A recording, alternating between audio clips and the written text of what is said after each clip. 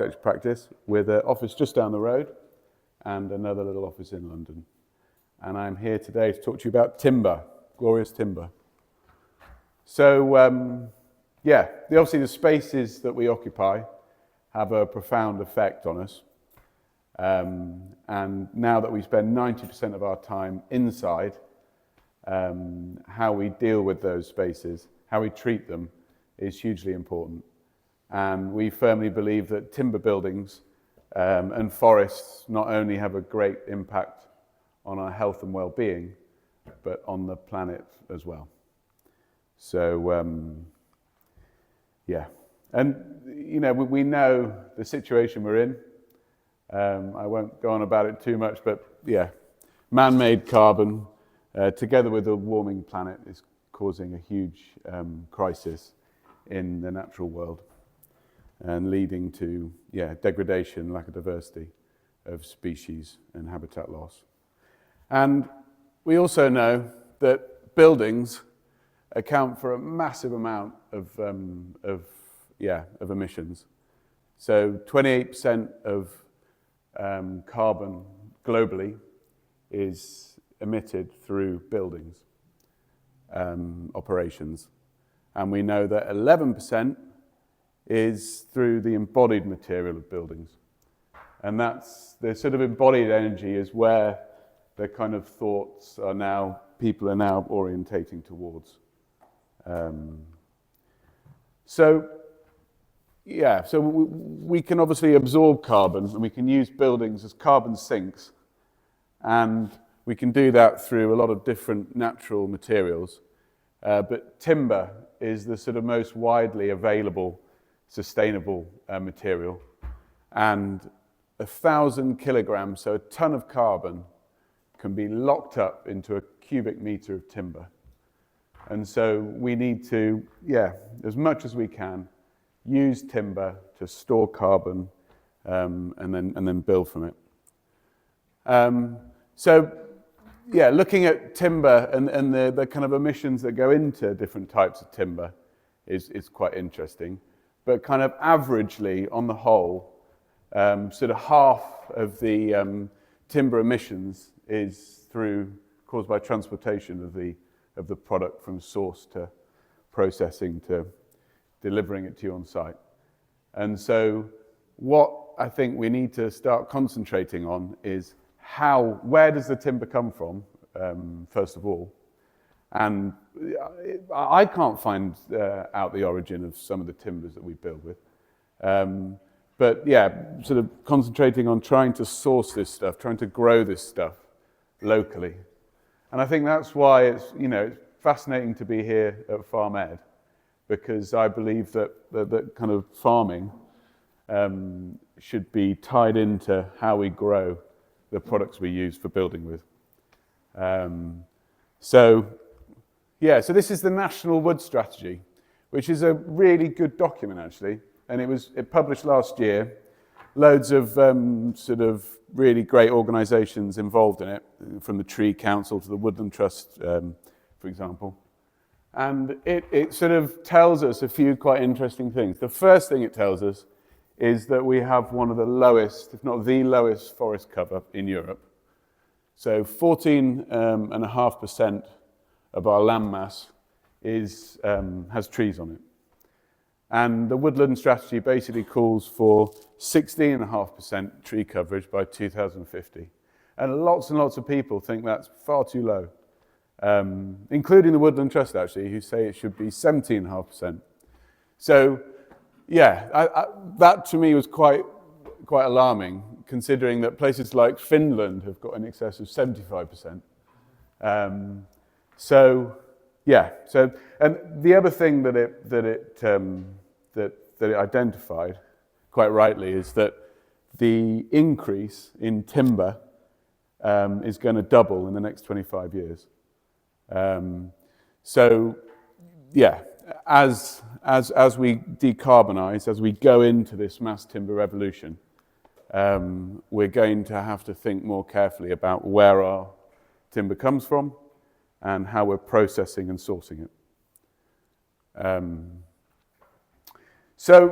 this is a really kind of exciting opportunity, I think. And it has so many benefits, growing our own timber near to source. We can improve trade and economic security. We can create local employment, particularly amongst farmers. And we can drive down the cost of building. And the cost of building at the moment is dramatic. And if you take the kind of cheapest form of constructions, which is, say, a rendered blockwork wall, that's now equivalent to a timber construction with a sort of rain screen or a board-on-board cladding. So we know, even from now, that timber is an incredibly economical material. And if we can take that step to grow more of it, we can try and address the massive housing crisis that we have.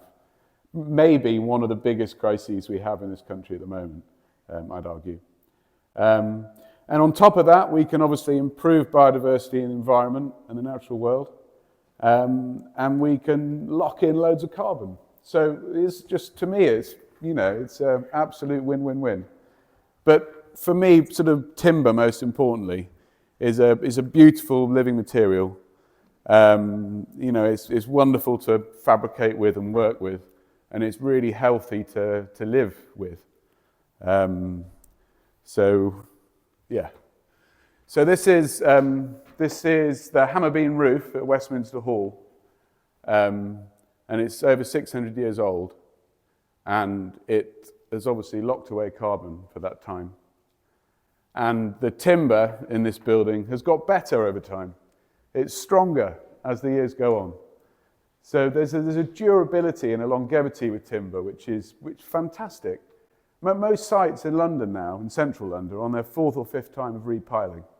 More than a third of the energy goes in the ground. And we just keep repiling, keep throwing away all this energy. And so I think, longevity and thinking about embodied energy is key. And this is a cracking building. This is 2009 in Hackney by Wall Thistleton Architects. And this was the first kind of mass timber high-rise building, 9 stories. Most of the substructures, CLT, cross-laminated timber, which is this stuff here. And this really proved to not only the UK, but started a revolution through Europe, I'd argue, that we can build high-rise, we can build big with timber. When it chars, the fire issue goes away. And this was, you get these sort of buildings that they come up and they kind of inspire of movement. So I think this was one of them. And I think this is another building which kind of twigged people's thinking. This is the Bloomberg HQ, new HQ in central London. I think it was complete in 2018. It won the Sterling Award in 2018. And this was hailed as one of the most sustainable, or the most sustainable office building in the world. But it was based on operations. It was based on the carbon involved in conditioning the building. There was no thought to the embodied energy. So there's hundreds of different types of reconstituted stone and aluminiums and all manner of metals. But what it did, this development, it's a kind of 2 billion development. It's massive. And what it did was kind of focus people's minds on the fact that, we had to shift. We have to start thinking about embodied energy and materials, I'd argue. So this is the tallest timber building in the world. This is 86.6 meters tall, mass timber construction in Wisconsin, commissioned only last year. So you can see kind of how far we've come now to create a 25-story tower in timber. Some of the lift core is timber, and the lift pit, and obviously all the footings, and a whole other issue is how to do groundwork sustainably, but the majority of it is mass timber. This is really interesting. This is the Founders Hall at the University of Washington, 96,000 square foot building, and it locked away over 1,000 tons of carbon. And I think a fifth of the cost of it, I think just over $150,000 was recouped from carbon credits. And I think we're moving into this world now where we can start valuing the carbon that's locked away in our buildings. And timber is used, all over the UK, if you start to look at it. So in Scotland, more than the UK. But if you take Barratt's, Wimpey, Persimmon, the big house builders, much of the timber framing, and obviously they've developed lots of fancy cassette systems and prefab roof build-ups, is made in timber. And obviously it's just because of public perception that we don't want to buy a timber house, that they clad it in rendered board or single skin of brickwork. So public perception, I think, is the next thing to shift over. But it's been, probably a decade ago, there was price parity between steel and these structural members.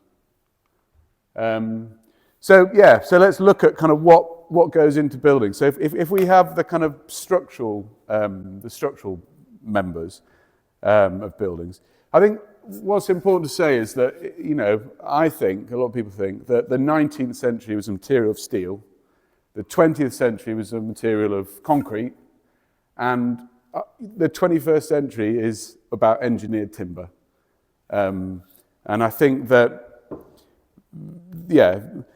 we haven't got time. And the woodland strategy says a sort of 80% softwood coniferous mix with 20% broadleaf hardwoods. The fact is that we can make incredibly strong primary structural elements with very soft, fast-growing woods. And the glues are water-based, and so, you can obviously try and reduce the impact of that. But, so we've got CLT, cross-laminated timber, hardly any of it made in the UK at all. Glulam, which is bits of wood sort of compressed together. This is all kiln-dried stuff. We make a little bit of this, but hardly anything. And this is LVL, laminated veneer lumber. And there's loads of different spin-offs of this. But this is incredibly strong, much stronger weight ratio than steel. And what we can do with these constructions is we can use the walls as beams in bigger buildings. So it's really it's great stuff, and there's lots more development happening and so on. But in the UK we don't grow or process or make hardly anything. These are all from mainly Sweden, Latvia, Austria, Germany. So the majority of bulk in our buildings in terms of timber is in the framing and the stud work. So you've heard this expression CLS. A lot of it's from Canada, a lot of it's from Europe, none of it is from the UK. So we import, the majority of our stud work, which I think it needs to change. We can grow this, in the UK. It's completely doable. So this is, you've all seen this. A bit of this gets made in the UK. What we're really bad at is grading our timbers. And so, the wood chip kind of a decade ago, the tax breaks on wood chip boilers meant that a lot of young saplings and a lot of wood wasn't sorted properly. It all goes into one pot, and we can kind of make this. This is sheathing board, which you see on every building site. They name shutter with it. They do all sorts of stuff. This is from Brazil. And it's kind of, quite cheap. You can always get a big variation in diameter. But, that's, I was quite struck by the fact that that's all the way from there. What we can grow in the UK is, and we do, particularly in places like Wales and Scotland, is larch and Douglas fir. So we could use this for our framing. So if we just quickly go into, I don't want to bang on too much about all these samples because time will run away. But if we go into these sort of engineered timber boards, this is made out of poplar, incredibly quick growing. It's made in America. There's quite a lot of poplar planted in the UK actually, for the purpose of selling into things like the matchbox industry and stuff. But we obviously don't use a lot of matches these days. So I think it'd be great if we could start making more of these engineered boards. This is birch ply. Birch ply used to come from Russia. Obviously now we can't get it in Russia, so a lot of it's made in Austria actually, and Latvia. And this is kind of standard ply, redwood ply, and the majority of this comes from China or Malaysia. So that's, seems like we need to try and make a bit more of that if we can as well, because there's plenty of species that can grow in this country which can go into that. So I'll just quickly talk to you about fibres. One of the heaviest materials in terms of carbon per weight is PIR, rigid insulation, really, really heavy in terms of its carbon footprint. And so there's lots of natural insulations that we can use to, instead of that. So in these buildings, we've got sheep's wool insulation, which is great stuff, and it smells good as well during construction. And then we've got these kind of wood fibres. This is hemp, but you can make wood fibres out of timber as well, that's grown in the UK. And we need loads more of this in the future. We really need to up the amount of wood fibre in the market. It does cost a little bit more because you have to have those little bit bigger cavities to meet the U values, but it's not dramatically so. I think the carbon saving by using sheep's wool on these 3 buildings, I think was 17 tonnes, which is just mind-blowing. I think that's incredible. So there's a whole variety of sort of timber fibre boards. There's these sort of timber cement boards we use quite a lot, good fire resistance.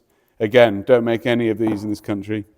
And then these are the kind of MDFs. This is a tricoya piece of MDF from New Zealand, which lasts for ages, and you can put it outside.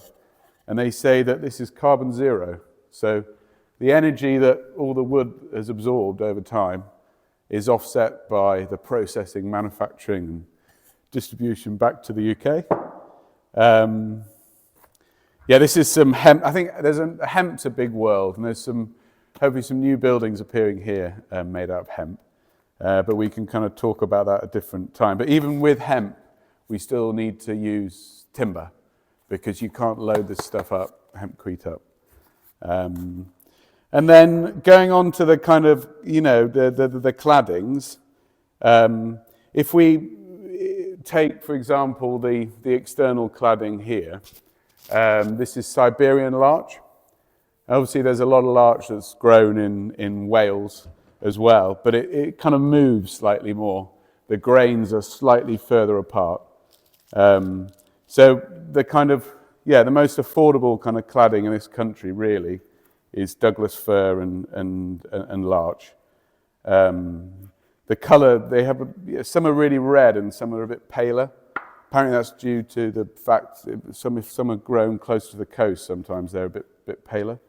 But these give you sort of 25 years of life expectancy, as opposed to the kind of native ash and oak, which gives you 50. But chestnut is such a good material, sweet chestnut, but it is really difficult to get hold of at the moment in the UK. If you go to big timber suppliers, they're sort of like the National Trust has got first dibs on most of it. But 50 years, really beautiful material.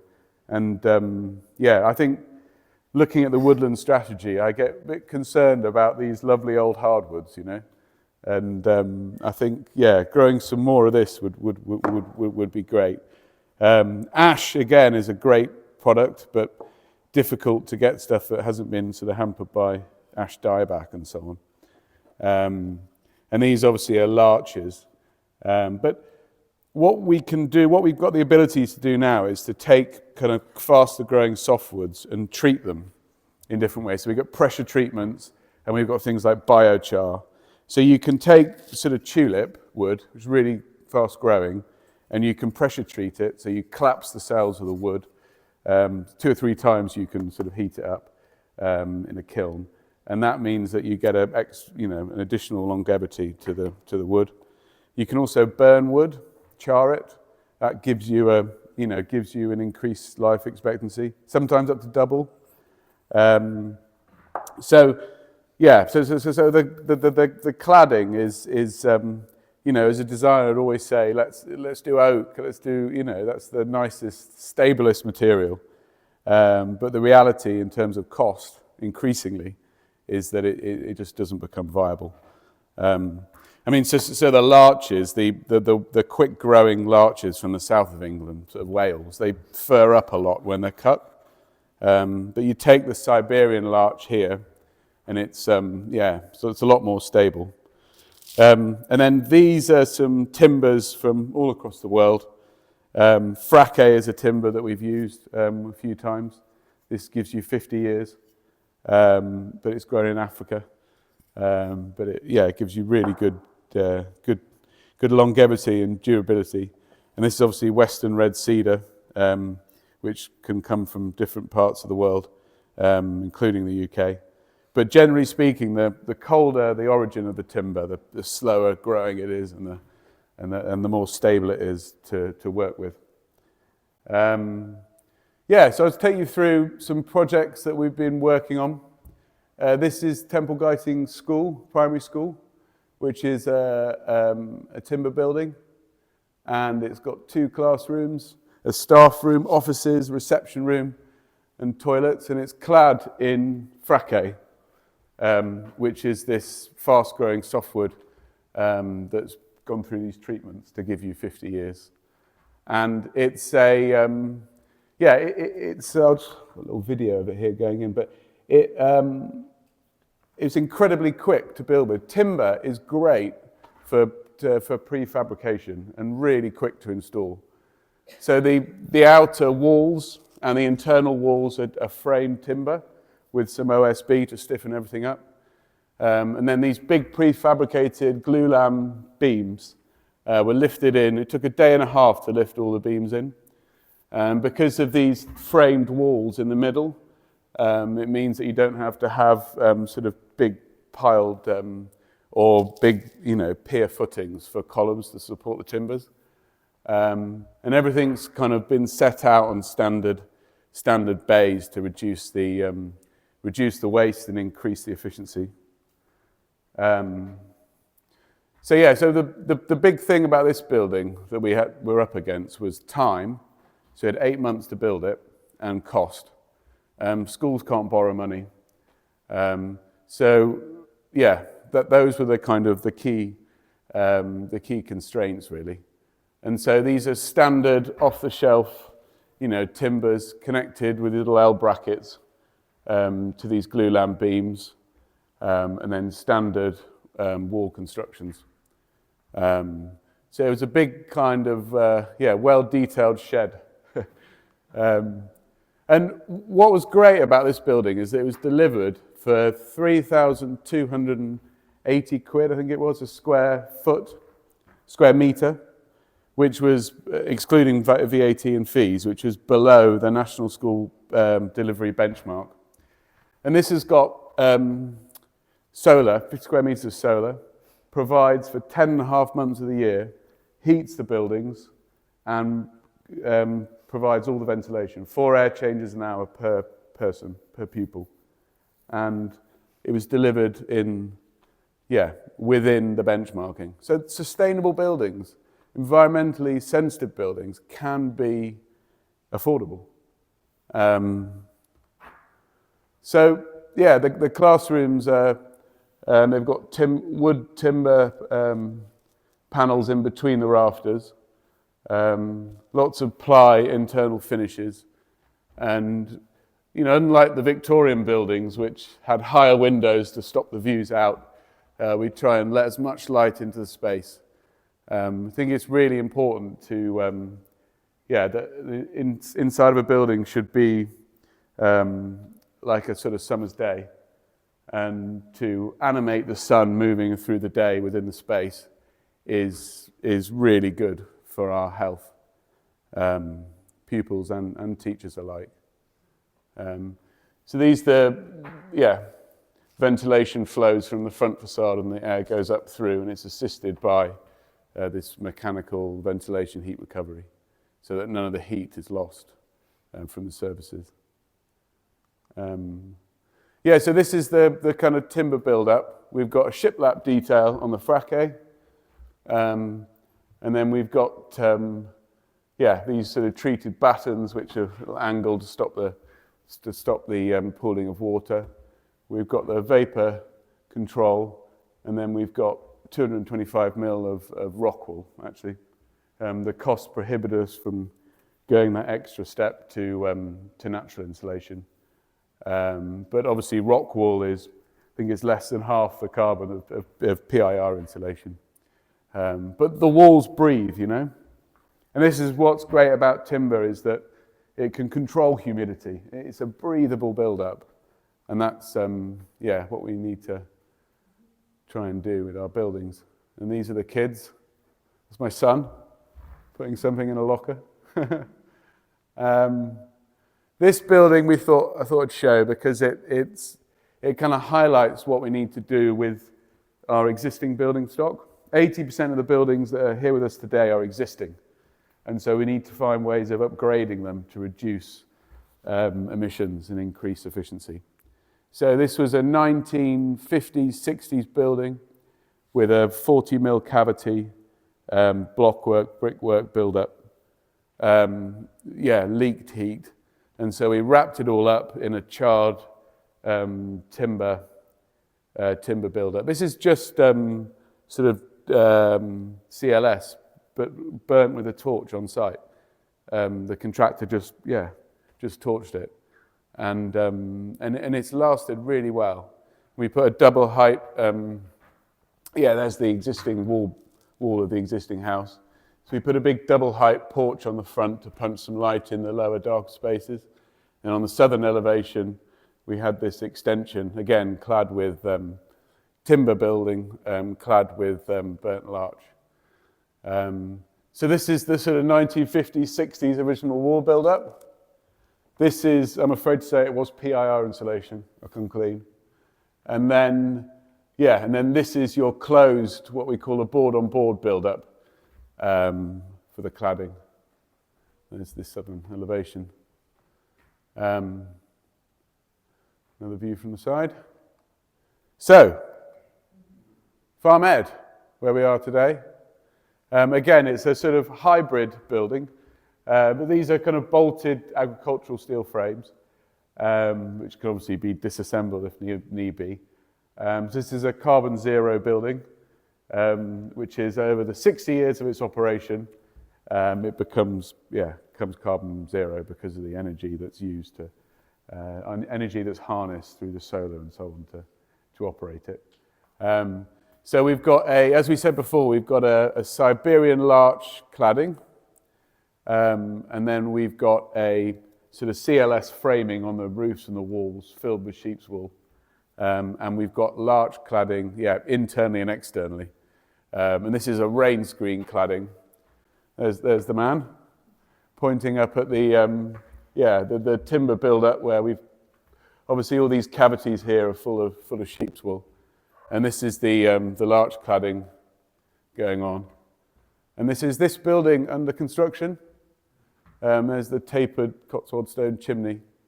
The internal larch here is quite good acoustically. And again, what we need to move away from is our cement-based linings of buildings. I think I'm right in saying that if all these buildings were clad internally with plasterboard, there would be 15 tons worth of emissions. So these are big numbers. And so, kind of cladding our buildings in timber is, we think, what it's all about. So this is the FarmED building. And you can see here's the sheep's wool going in between the timber linings. And again, this is the finished building with the ply boards going in. View through the courtyard. And this is Paul, who's a lovely chap. We work with him a lot, and he's a real craftsman. And I think it's really important for an element of craft to be seen in our buildings. It gives the building a spirit. And you know, if you can see, we kind of gave Paul a massive printout of all the different cladding. There's 3 different panel widths next to each other, and so he kind of put them together. But there's a lot. If you look carefully, there's a lot of artistry and craft which goes into just a really simple rain screen cladding like this.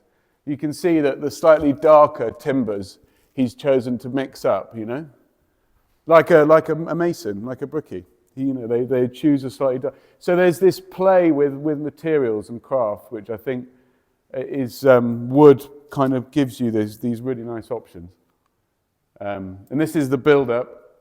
The great thing about a rain screen cladding is that because larch likes to move a little bit in between the seasons and over time, you can kind of soak that movement up with the gaps in between the cladding. And then obviously the big thing with these rain screens particularly is that you've got to stop the bugs getting in. So there's a bug screen behind the rain screen. And then again, we've got our fixing bracketry here, angled kind of battens to stop the water buildup, little CompiFix compensation strips to stop any damp buildup behind the outer skin. And then this is the sheep's wool. And then you've got timber internal lining. So again, these walls are breathable. And there's a shot of it. Valley view. So we're excited about this potential future of how we can increase biodiversity, how we can grow our timber near to where it's from. And this is a kind of utopian view of British landscape. But could we have lots of smaller micro-processing plants? Could we go out and take a tree here and a tree there? Does it have to be a big kind of commercial forest? How do we try and use 3/4 of the UK's landscape to try and grow some timber? As a designer, I want walnut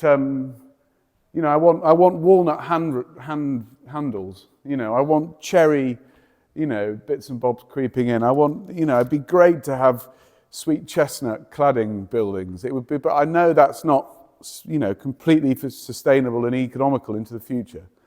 But my thought is that it's far too easy to neglect these broadleaves, harder timbers, as we move to what is going to be a sort of an engineered timber future. So I think there's 805 square meters of external larch cladding in these buildings. And there's 504 square meters of internal larch cladding, which is 29 cubic tons of timber, which, as we know, is 29 tons of carbon that's been stored both in the internal and the external larch. And so, leave you with this view of 10 larch tree seeds that I took last night. Thank you. Yes.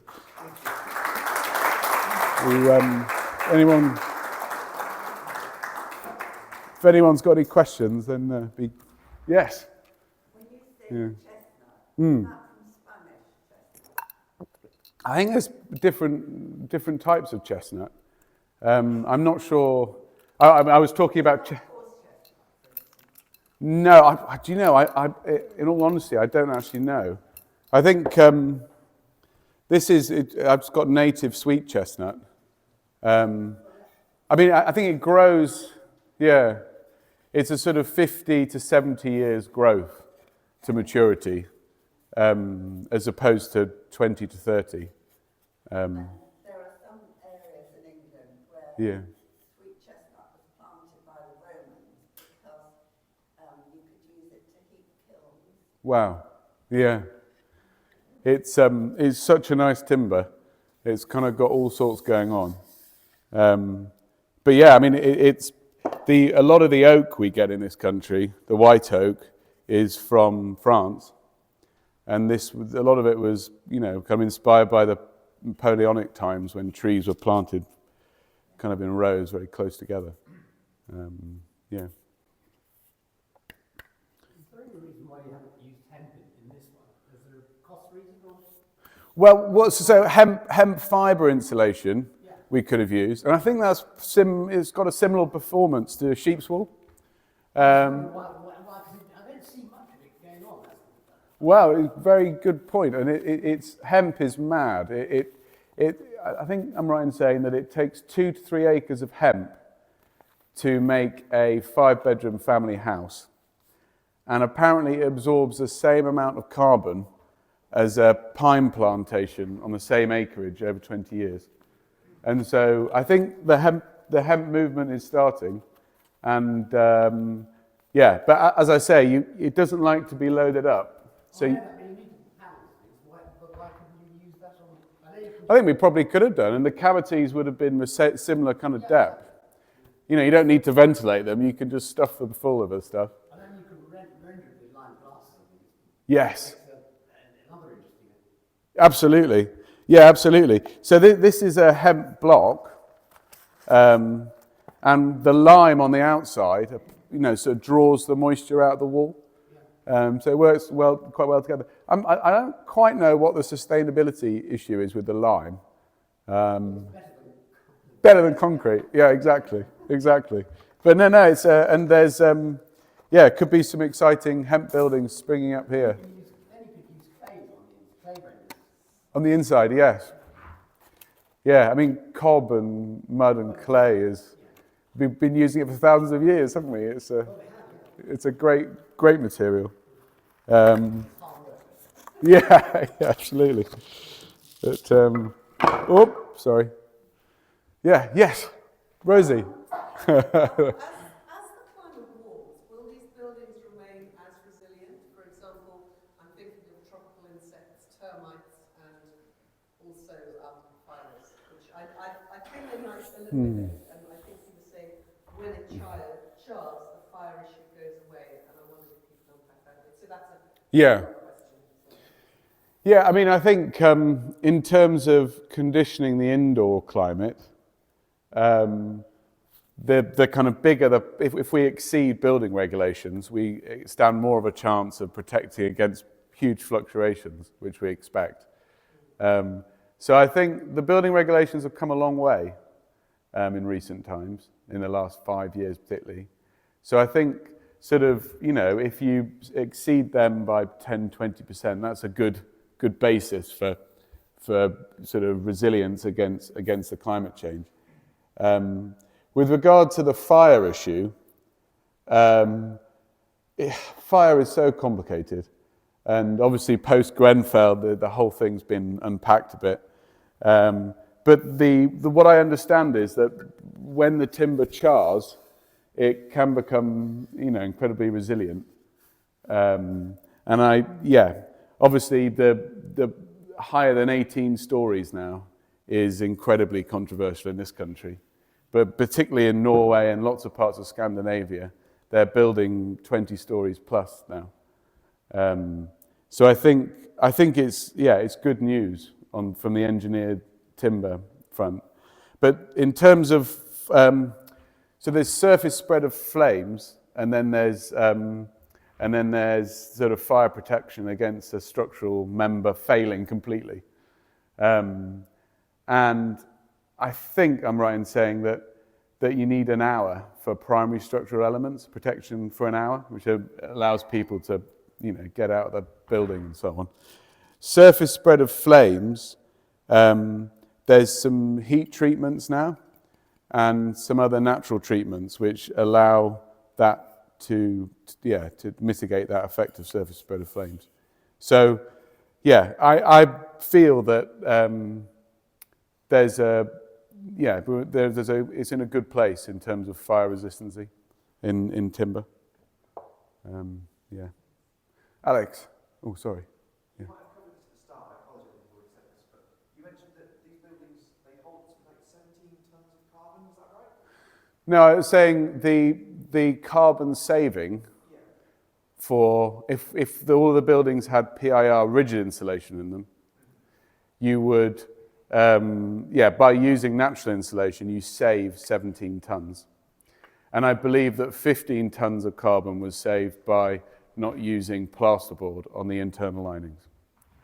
Yeah. Sorry, yes. I was trained and worked as an architect. Ah, good stuff. Yeah. Subsequently,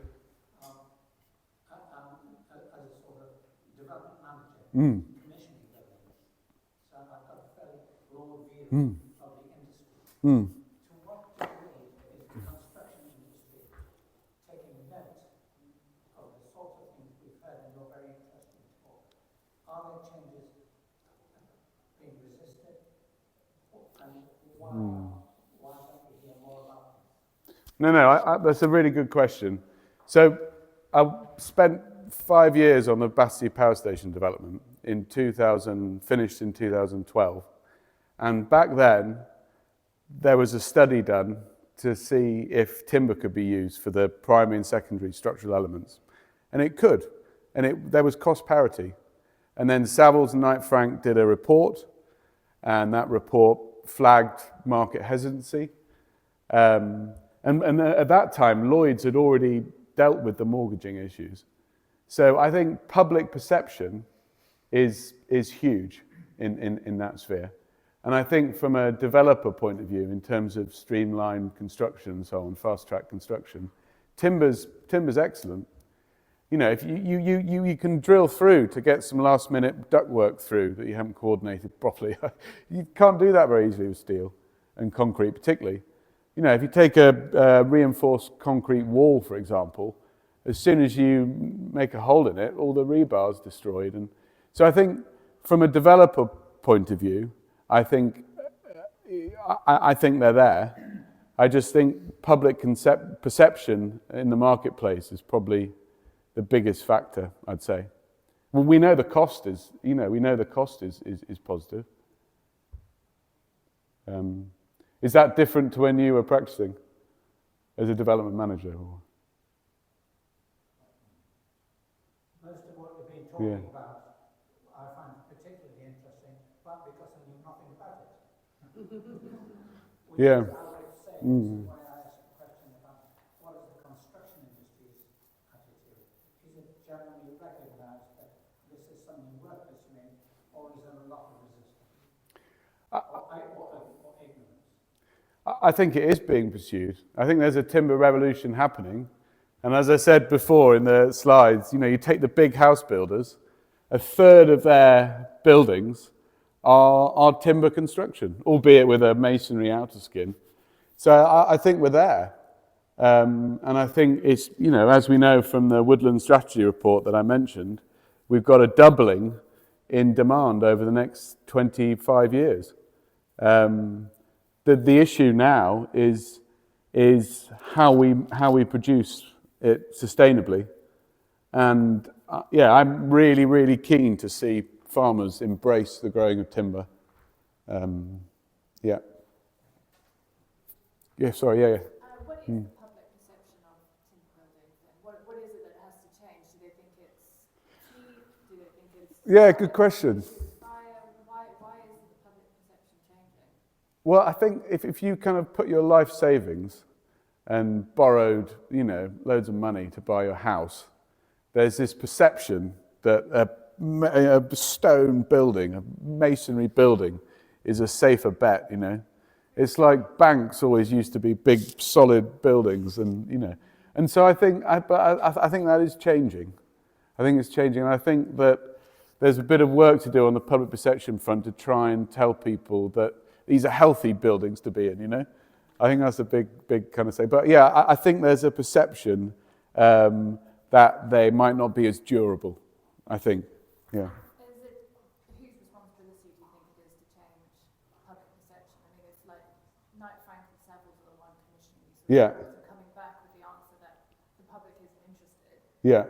Whose responsibility is it to change clients' minds or public's minds? Yeah, I think a lot of people's. And I think a lot of it is, as architects, we have responsibility. Really, as developers and, and local councils and I think we've all really got responsibility. But if you look to Scandinavia, it's alive and well, the timber revolution. And so, sorry. We've always had timber in Scandinavia, whereas here we don't have timber, so naturally people aren't very comfortable with it. That also. Yeah, to a certain extent, I think that's right. But, we've obviously been building in timber for centuries in this country, albeit not, with a lot of other things thrown in. But in the last, certainly post-war, I guess, the volumes that these house builders doing in comparison to other developers is massive. And so there's the stereotypical chocolate box Barrett's house, and that's what people associate with security and a wise kind of investment. And that's a copy of Victorian Yeah. building.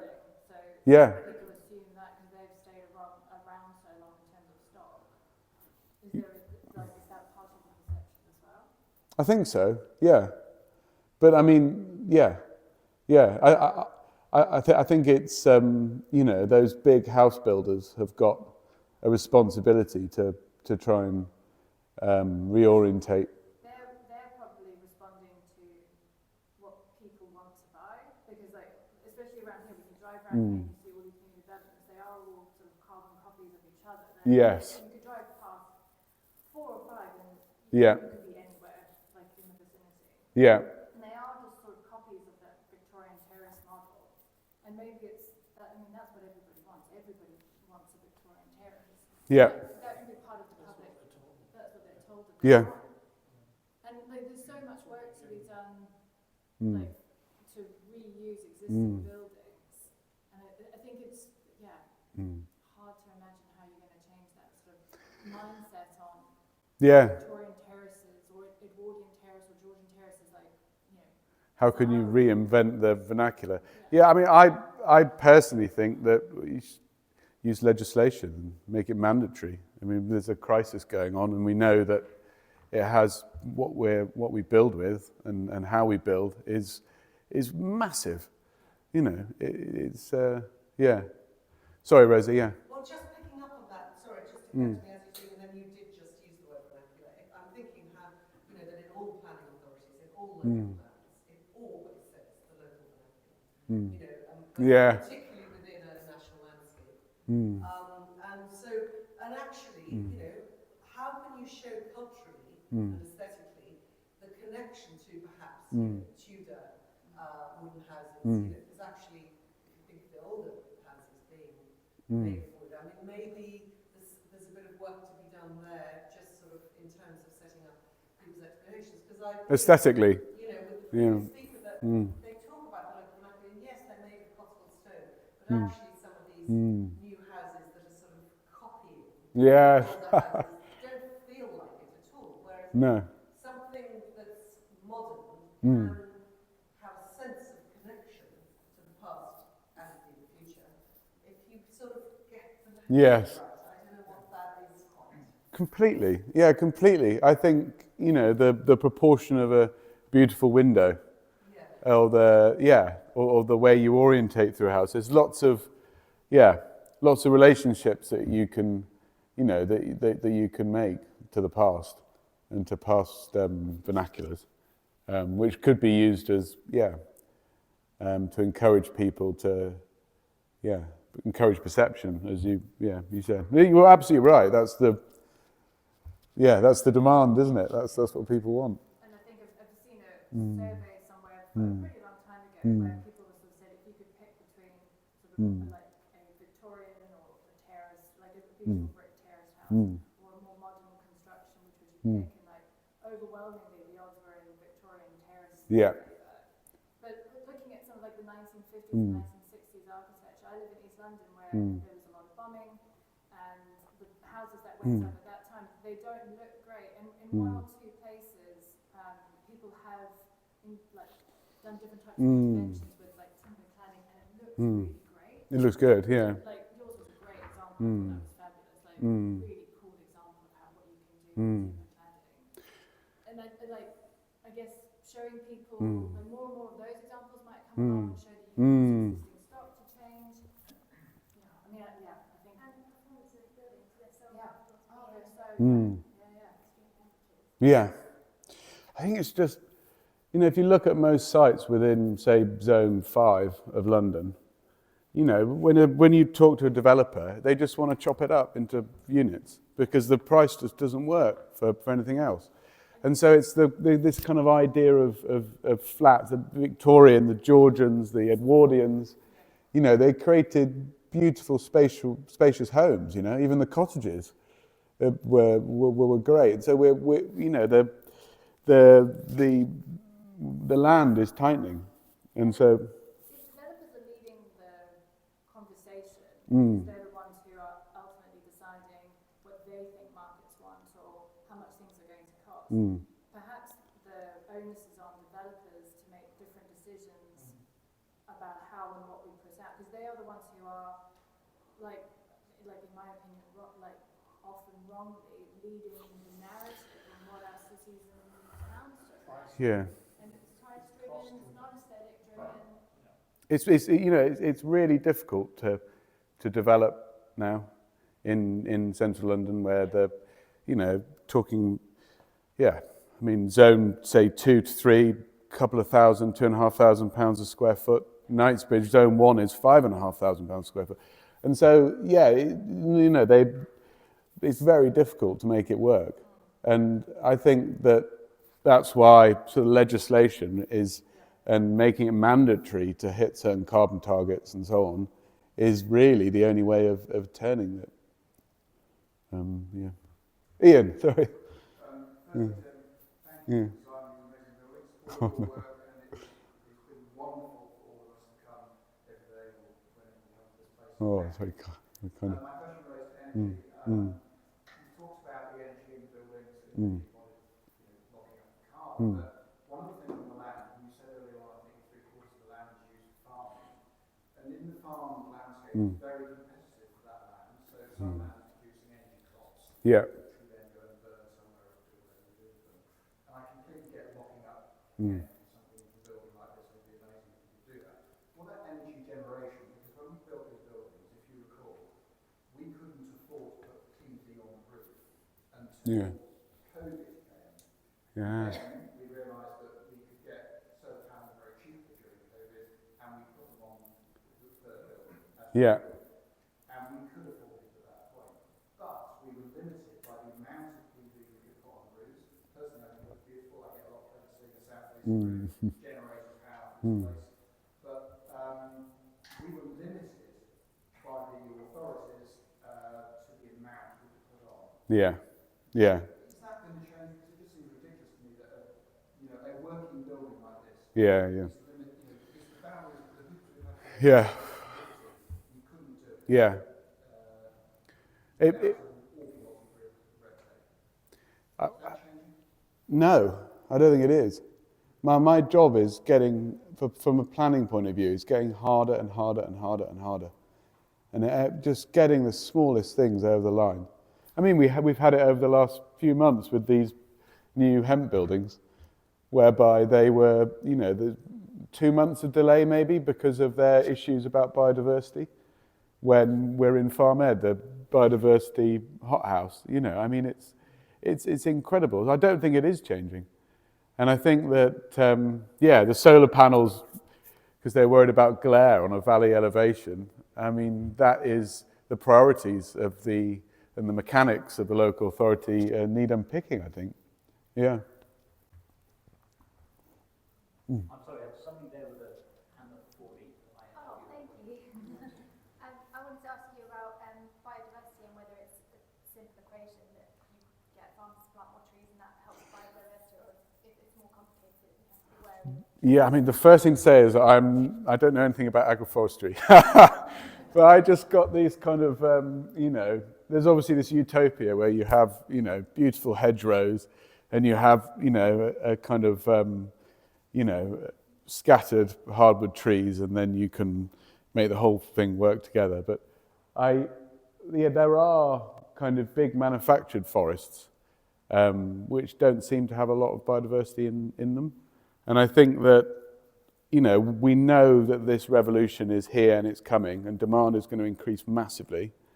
And so we need to throw that in the mix, I think, I don't know how that's done, Also hoping that we start planting trees to build some of the timbers that we currently get from elsewhere, or is it more a movement to use indigenous species? I don't know.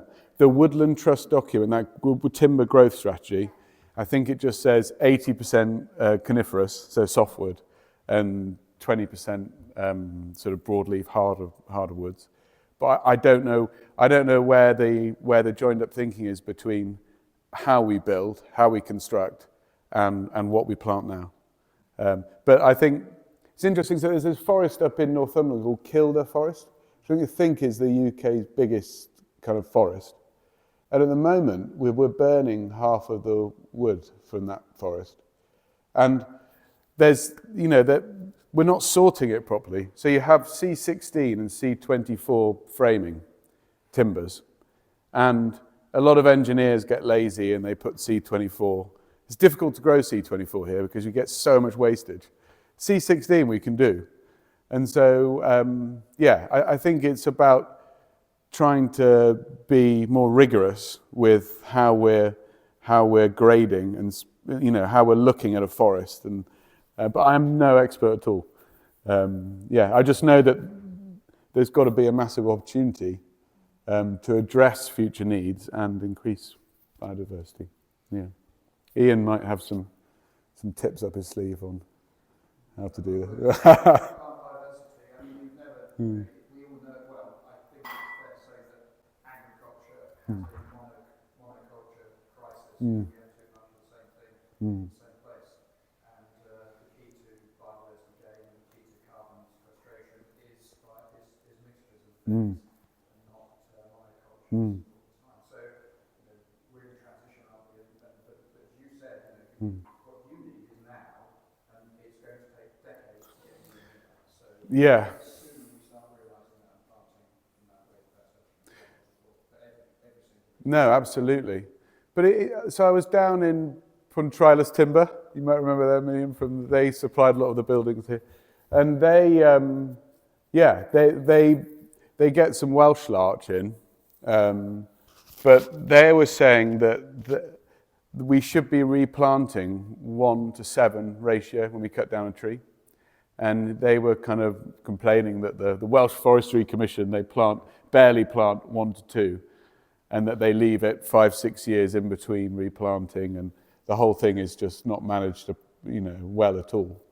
But there's people who own small amounts of forests in Wales, in Gili, for example, who are selling them timber in the round, and and it's profitable for them, and so it just looks like the demand can be sourced, and.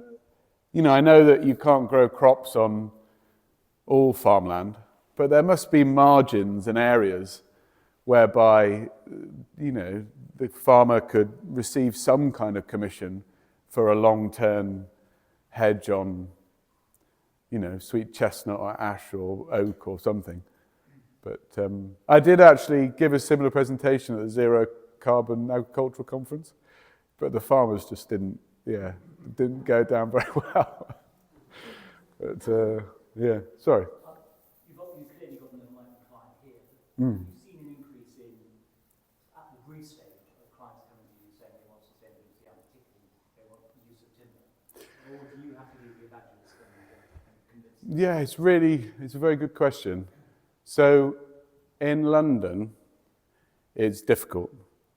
And generally speaking, if you can see some solar panels on top of your house with your Tesla parked outside, then they're quite happy to go with it. But if you want to see sheep's wool insulation or or timber fibre in a cavity that no one sees and costs more, incredibly difficult. Even for any market really, that's really, yeah. But I think yeah, particularly out here, there's definitely an increase in demand for sustainable buildings. I think that this kind of passive house BREEAM systems are really useful. You can reference all the, air tightness, jam details, and so on. And it's a great database. But in terms of the desire to achieve these, these certifications and pay for them as well, it costs money to get the certifications on. That I don't think is growing at all. I think it's doing the opposite, really. So, yeah. I think it's to the point that being made very well at the front. There's often that pressure on the build stage. Yes. When I just finished a project which we Yeah. wanted sustainability all the way through, Yeah. the engineers kept coming back saying, no, too expensive, as the project went on. So I think there is a job to do to, both from the client's point of view, but also from the industry point of view, to actually keep championing the sustainability, but also the timber use. And Yes. what we've done here, for instance, project like this finished in East End, would have had a substantial difference in terms of not only the cost of the build, but also the cost of running that building. Absolutely. We've learned a lot from every time I've come here, actually. I think it's Oh. a phenomenal build, so congratulations. Oh, there's many people involved. In enlightening client, but also that whole team needs to be right on top of it all the time, don't they, and challenging them. Absolutely. Yeah, absolutely. Yeah, I couldn't agree more. It's got to be a holistic approach. A lot of it actually is down, things like quantity surveyors, making sure that all the RICS information is referenced correctly early on in the process. And really, yeah. Yeah, absolutely. But any more for any more? It's we'll go and have some nice lunch. Yeah, so thank you very much, Tim. I think Thanks, Harry. that was really, really great. Let's have a... Oh, no. Thank you. Thank you very much. Thank you. I quickly give a good lunchtime talk, and wouldn't you know it, he did.